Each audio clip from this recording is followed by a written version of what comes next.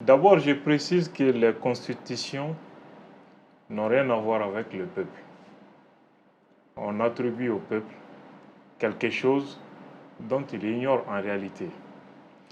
Dans les constitutions que nous avons, il a été dit clairement que tout mandat impératif est nul.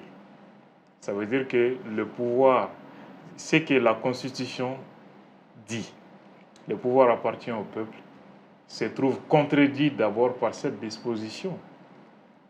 Tout mandat impératif est nul veut dire quoi? Vous pouvez élire un député, votre représentant, mais dès lors qu'il est élu, il n'a aucun devoir d'obligation vis-à-vis de vous. Et vous ne pouvez rien contre lui.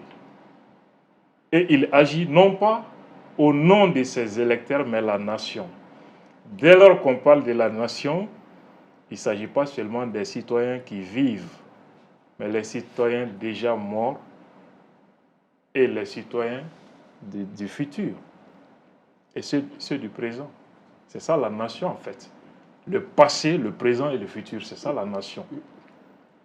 C'est pourquoi on parle plutôt de souveraineté nationale au lieu de souveraineté populaire. Et on parle de quelle souveraineté du peuple encore? Donc les constitutions sont faites pour les États et non pour le peuple. Okay. Le peuple, le fait de l'attribuer au peuple, c'est une supercherie. Ça n'a jamais été la vérité. Maintenant, M. Cissé parlait plutôt de l'opportunité d'adopter une nouvelle constitution. Je crois que cela ne fait même plus débat.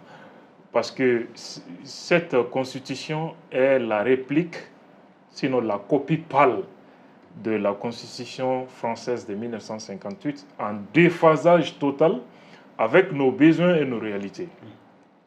Depuis le premier président démocratiquement élu, ce dernier a quand même exprimé la volonté de modifier parce que ça ne répondait pas à nos besoins. Okay. Juste après son adoption. Et tous les présidents qui se sont succédés ont toujours tenté de faire des réformes à ce niveau. Mais cette fois-ci, la révision, sinon l'adoption d'une nouvelle constitution est largement dictée par le processus d'Alger.